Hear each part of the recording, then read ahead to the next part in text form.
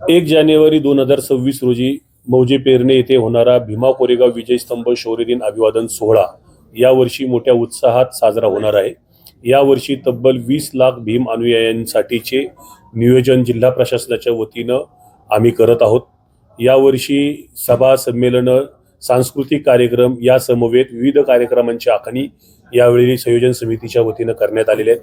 यावेळेला देशभरातील विविध पक्ष संघटनांमध्ये कार्यरत असणारे आंबेडकरी नेते हे अभिवादनासाठी येणार आहेत। या वर्षीच्या नियोजनामध्ये तब्बल 20% वाढ करण्यात आलेली आहे। सुरक्षिततेच्या दृष्टिकोनातून सर्व उपाययोजना पोलीस प्रशासनाने केलेल्या आहेत।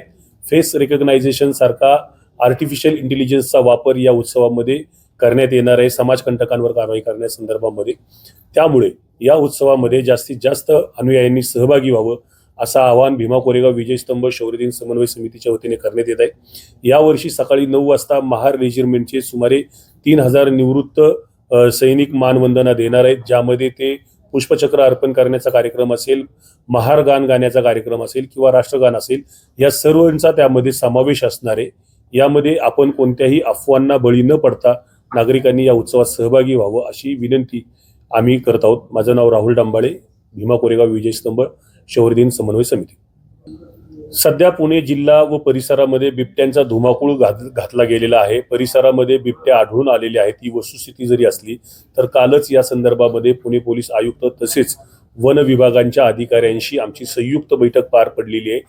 कोणत्याही प्रकारची दुर्घटना होऊ नये किंवा बिबट्यांचा वावर 1 जानेवारी 31 डिसेंबर रोजी त्या ठिकाणी असू नये यासाठी वन विभागाने विशेष मोहीम हाती घेतलेली आहे। आजपासून म्हणजे 25 तारखेपासूनच त्या ठिकाणी राज्यातील विविध भागातून बिबट्यांना पकडण्यासाठीचे जे काही उपक्रम आहेत ते त्या ठिकाणी राबवले जात आहेत। जवळपास 6 वेगवेगळ्या टीम त्यांनी केलेल्या आहेत आणि या वेळेला बिबट्याचं सुद्धा कोणतेही सावट या उत्सवावर राहणार नाही याची आम्ही सर्वतोपरी खबरदारी घेतलेली आहे। तब्बल 20 लाख भीम अनुयायी येतील असा अंदाज लक्षात घेऊन त्या दृष्टिकोनानं सर्व पायाभूत सुविधा विकसित करण्यात येत आहेत। पुणे जिल्हाधिकारी माननीय श्री जितेंद्र टोपे यांच्या अध्यक्षतेखाली असलेल्या प्रशासकीय समितीच्या माध्यमातून ही सर्व पायाभूत सुविधा ज्यामध्ये पिण्याचं पाणी असेल, पार्किंग व्यवस्था असेल, शौचालयांची व्यवस्था असेल, बस ट्रान्झिटची व्यवस्था असेल, या सगळ्यांचा त्याच्यामध्ये अंतर्भाव केलेला आहे।